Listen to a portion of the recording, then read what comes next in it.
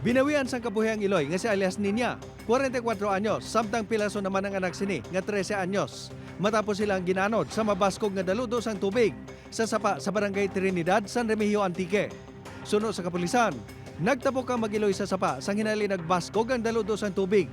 Ginaanod ang Iloy apang nakalangoy kag nakaluwas ang bata. Naglabot sa masobra 2 milyones pesos nga balor sa mga gamit sa illegal fishing kag 5,000 pesos nga balor sang mga isda ang nakumpiskar sa barangay Punta Buri, Carles, Iloilo.